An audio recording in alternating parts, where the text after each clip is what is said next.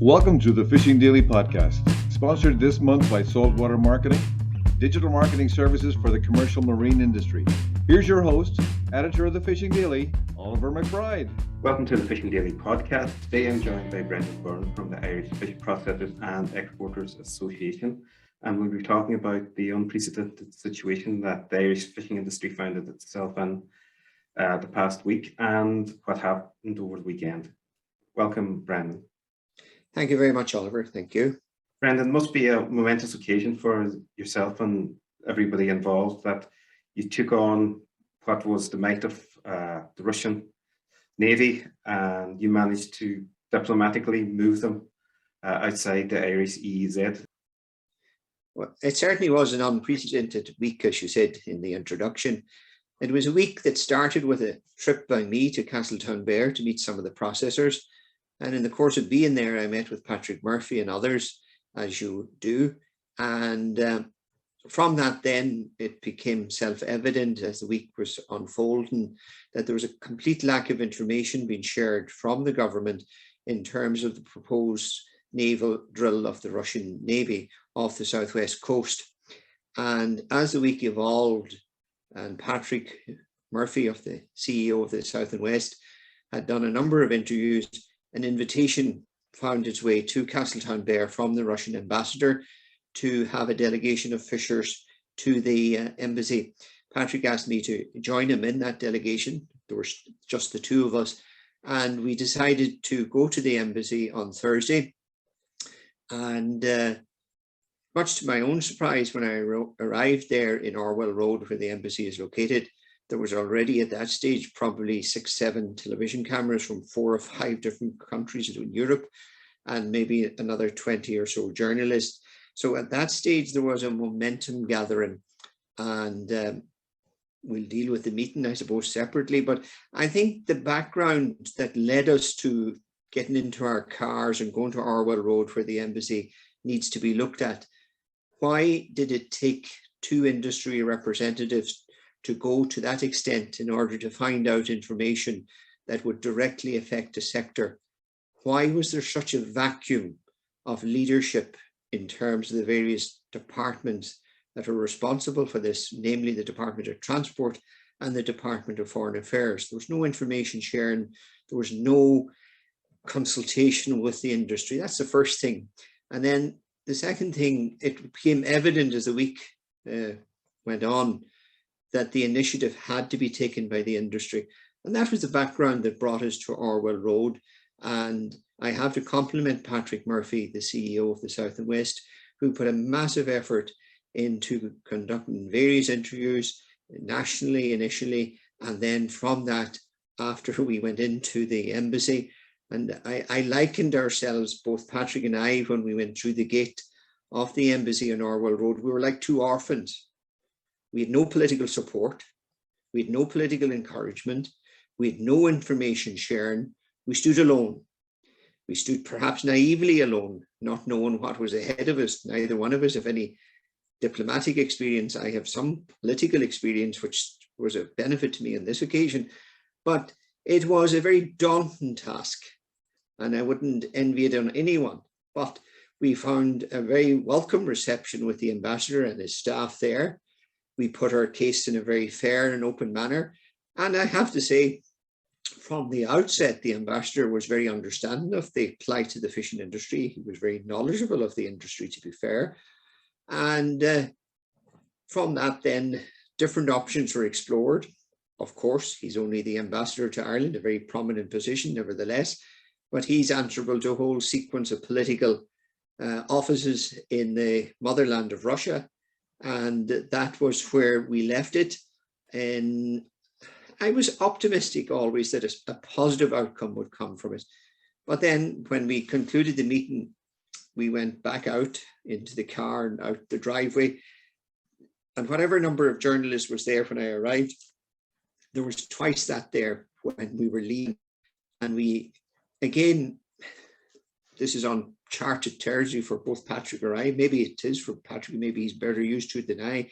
But we gave an hour and 10 minutes of a press conference of intense to and fro of questions from everyone from the New York Times to the Financial Times to the national papers, and from that it became, I suppose, a movement is the best way to put it, that reached the four corners of the globe.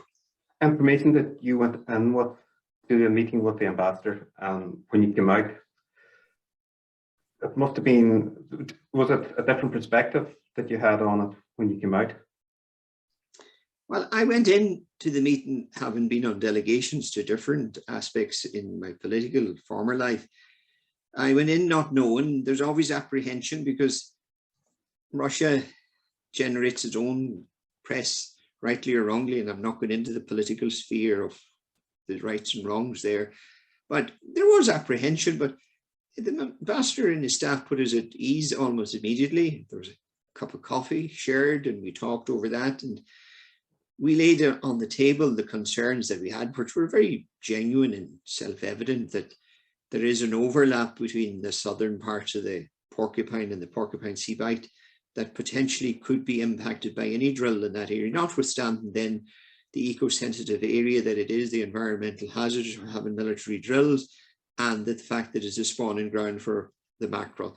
So we laid those scenarios before him. He was sympathetic, of course, and I have to say, as international law stands, they were within their rights to stay there.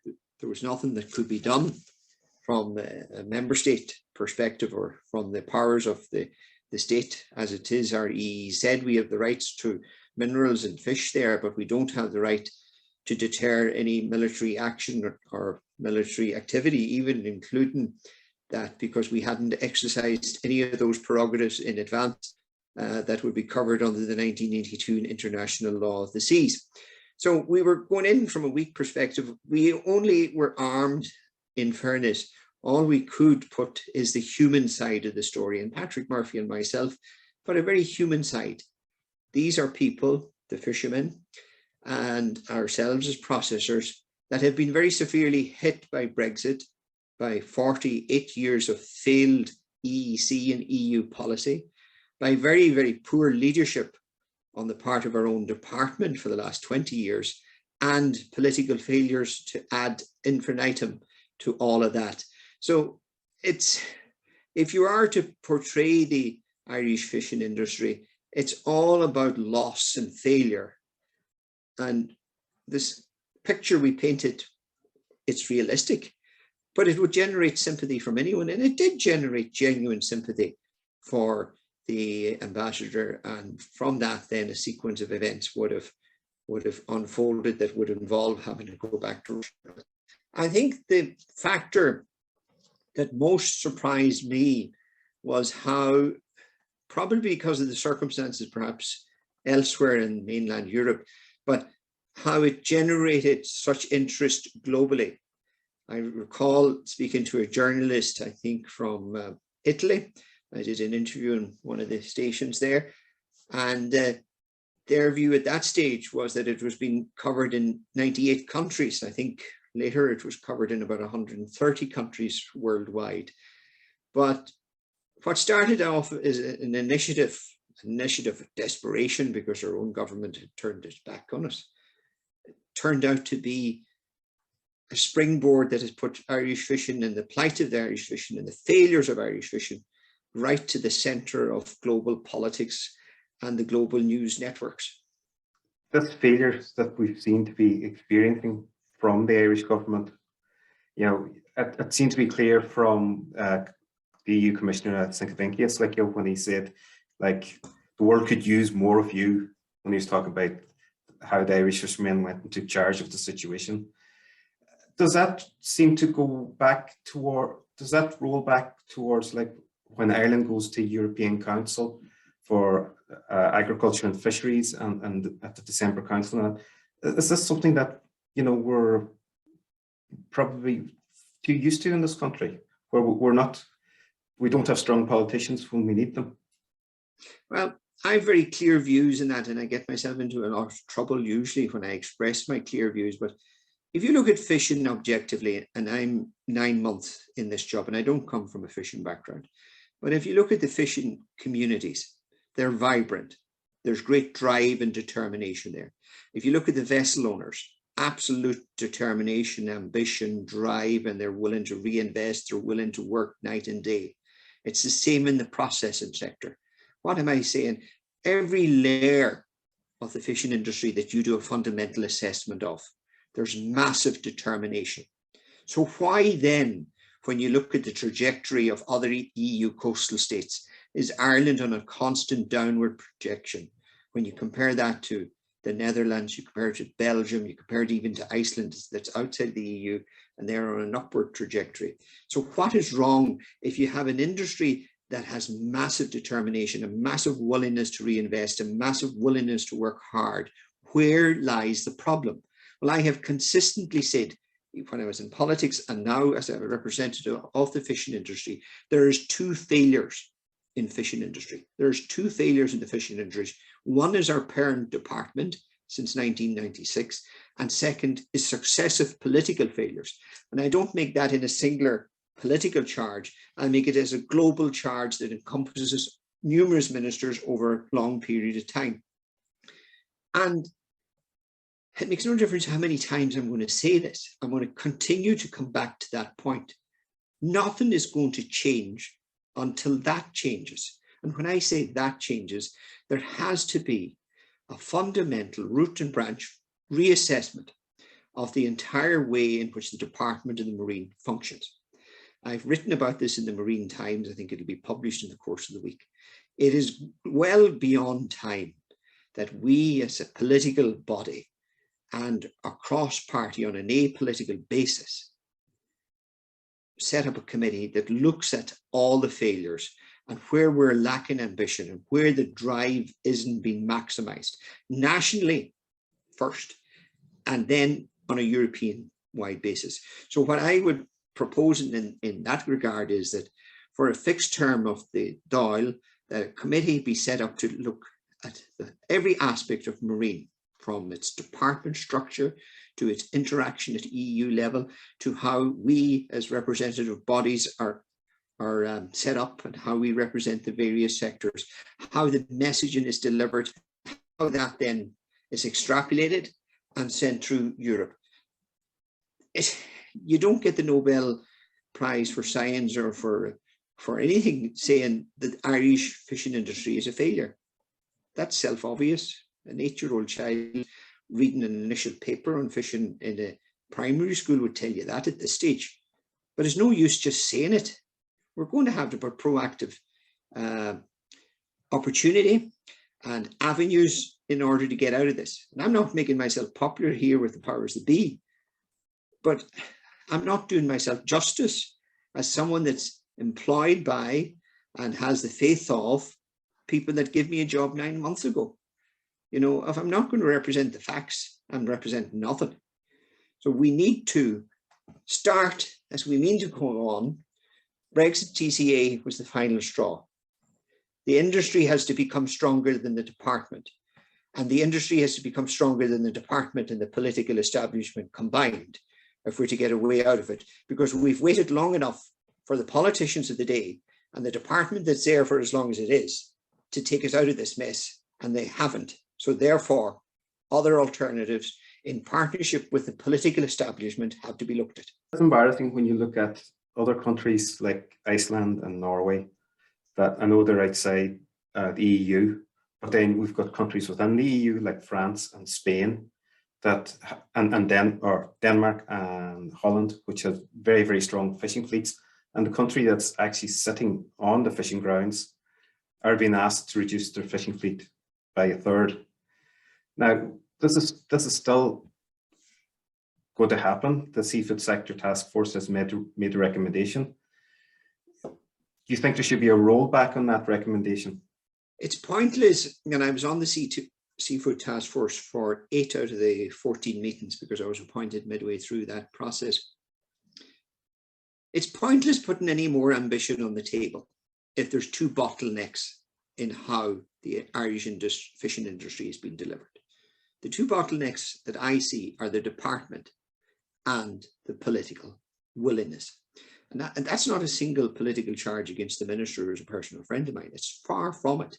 When I say a political wilderness, that is equally charged at the opposition and every party in Dáil Éireann, as well as the government of the day.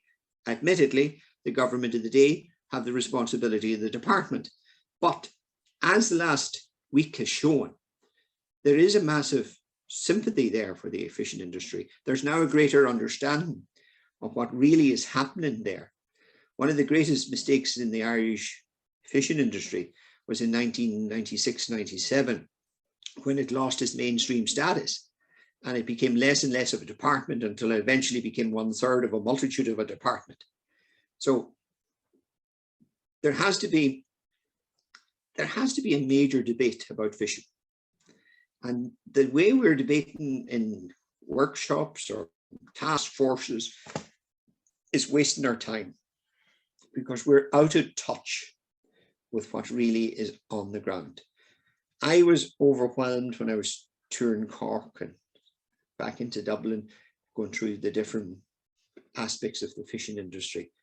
We're out of touch as representatives of that, because the ambition that we're articulating and the drive and determination we're showing is minuscule compared to what's still on the ground, even after all the negative impacts of Brexit, TCA, and the successive failures of 20 years. There's a problem. There's an ivory tower mentality got into marine that needs to be knocked out of it. And that can only be knocked out of it if we swing open the doors and swing open the windows and allow for scrutiny as never before. We either do this or we continue on the road of failure. I'm saying that in light of everything that I have seen in the 9 months that I'm here, that for the first time, we need to get serious about Irish fishing. And that doesn't mean we go down the rabbit holes that we've been down for the last 20 years. The current state of the fishing industry sees it generate money, and it generates a good income for the size of an industry that it is. Now, it's terrible to think that we're throwing away something that could be very, very valuable to the country. And we don't see any political gains for throwing it away. I can't see it anyway. I don't know about you. Can you see why it's so lacking in importance? It's lacking in importance because we have allowed it to slide into a kind of a back room of despair. It's lacking in importance because there's a lack of appreciation what it's delivering currently. The reality is, if you look at pro rata, the various ports that have fishing activity, that have the service industry, and they are effective micro or mini ship companies in the various ports. When you look at it pro rata, if you look at Killybegs, 20% of the people around there is employed in fishing. If you go to Castletownbere, and if you go then to Kilmore Quay or to Hoth or wherever you want to go, Clogherhead, that if you look at those, the impacts of fishing there, pro rata to the population, is the equivalent of having one of those microchip companies, be it in Kildare or elsewhere. But it's not appreciated because it's rurally based, is the first thing. It's based predominantly, as we are, in coastal communities that are lesser populated. But the pro rata impact that they have in the respective towns and ports around the country is equal to that than having a 5,000 or 6,000 jobs in the larger urban centres. So what has happened is the ambition of the industry has kept the industry going, has sustained it, and we didn't have the debate that we now have.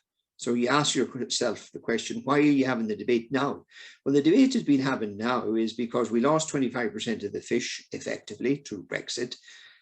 We compare ourselves then to other countries. And the last time I was here, I spoke about how we were in the top 5 processing nations of the EU. Now we're in the bottom 2.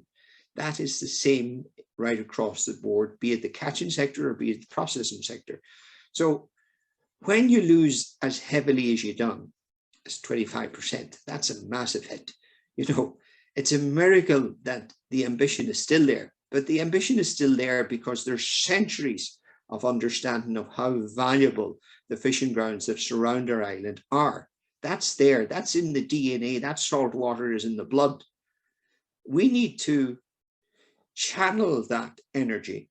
We have the groundswell of support now as never before, but we need to channel that energy in a positive way out the roadblocks that are there by having a fundamental argument and discussion and debate. If you don't want to call it an argument, we'll have a debate.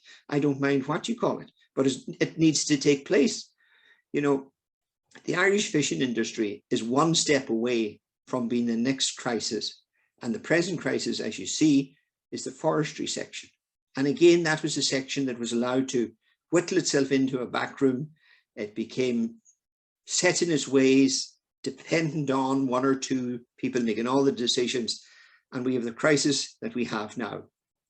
Well, the Irish marine section, Irish fishing industry, is only one step away from being that in that space.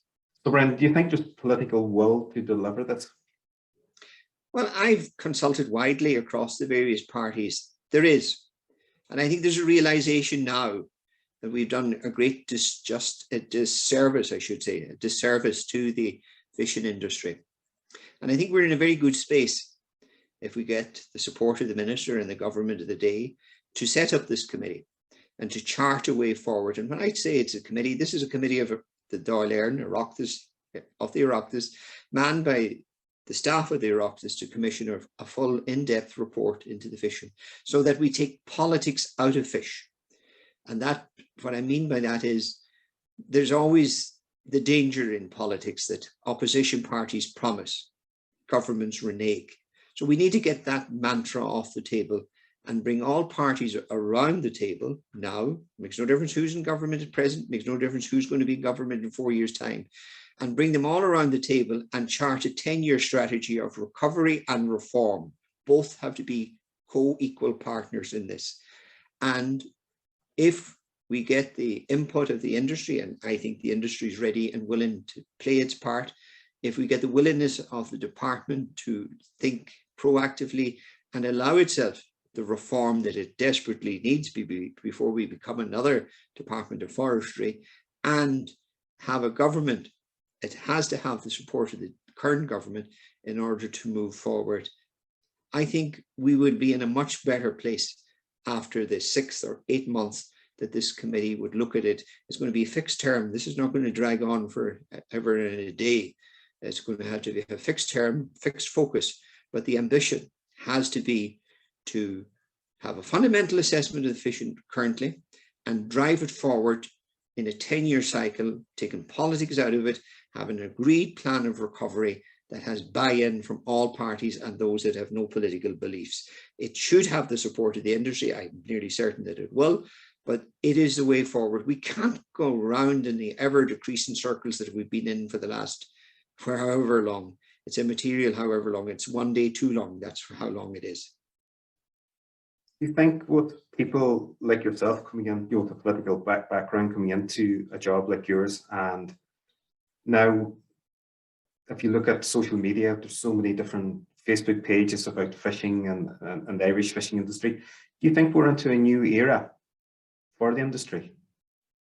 Well, I'm heartened since the protests. I know a lot of people are very disheartened about the protests in Cork and in Dublin, but they lit a fire.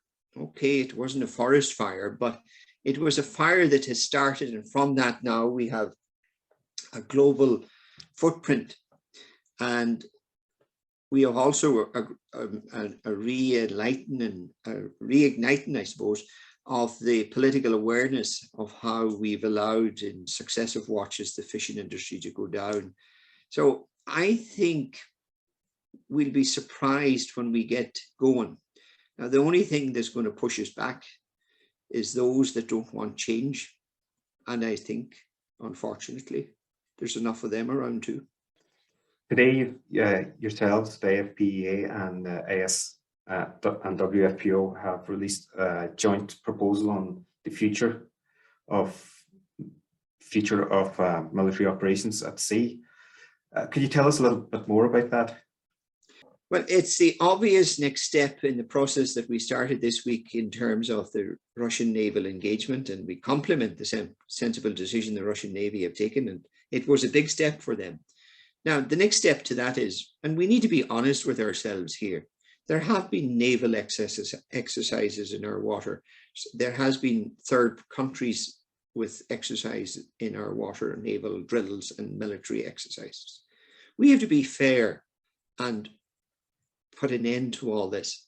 Now, the 1982 International Laws of the Seas is a complex document which effectively set up the EEZs. But that being said, there is within that sufficient scope that the countries can regulate these activities within their waters. So I would be proposing, and we've written to the Taoiseach this morning, both Patrick Murphy and I, that there's a 10-year moratorium on naval activities from any country in Irish waters, be that our own territorial waters and most especially our EEZ. This moratorium will come in effect and there will be no naval activities based on the eco-sensitive nature of our waters, based on the nature that these waters are so critically important for the spawning grounds of different species that straddling stocks that involve numerous countries, and notwithstanding the present situation and challenges that the Irish fishing industry have. I'm not entering the political sphere in terms of is it politically right or wrong, or who's in and who's out. This is a moratorium affecting all countries, with the exception, of course, of the Irish Navy, which would be allowed to have training practices in the waters, and that would be natural enough. And the fact that the Irish Navy would have very little military exercise, and certainly wouldn't be launching missiles anyway, the effect that they would have would be minimal. You might well ask, why is it a 10-year moratorium? Well, there's a precedent for setting moratoriums for military exercise. I think it would be virtually impossible to ban them on a long-term basis. But if you were to get an initial 10-year moratorium, it certainly would be a whole lot easier to renew that after 10 years. But I think it would be very disingenuous of the Irish fishing industry to have mounted the campaign that we have over the last week and not to go the step further. I have heard it from various people that I've engaged with over the last week, and I've seen it on social media. There's an appetite and a desire to ban all military activities, especially live fire exercise, in the waters that surround this nation. And do you think we're in a better place now than, say, 9 months ago when you started this job? Well, there's certainly a greater awareness of fishing. And most importantly of all, there's an absolute unity. We mightn't agree on everything, but we agree on one thing, that we are going to put in a concerted effort and fight to put fishing back on its rightful trajectory of recovery, as opposed to 20 years of failure. I remember saying in my first interview, whatever is ahead, it's not going to be more of the same.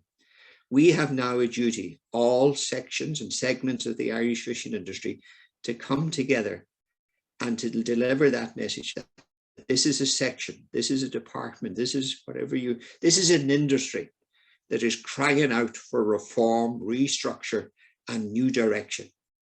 That has to be the single focus of anyone and everyone that represents any section of the Irish fishing industry. And those of us that have the responsibility, and it's a great honor to have a responsibility to represent any section of the Irish fishing industry. Those of us that have a responsibility to do that must not fail in moving that forward. It's going to create a backlash. I understand that. That's unfortunately how some within the industry perform. But we have to be bigger than that and stronger than that. And we have to do the right thing for fishing in the months ahead. We have to do the right thing. We're at an inflection point. And if we fail, the industry fails. Thank you for joining us again, Brendan. It's been interesting, and we'll have you back again, because what you're talking about makes a lot of sense, and the industry needs people like yourself and Patrick and others to come along and speak out and rally the troops and get things done. Thank you very much, Oliver. You're too kind. Sounded like an obituary there.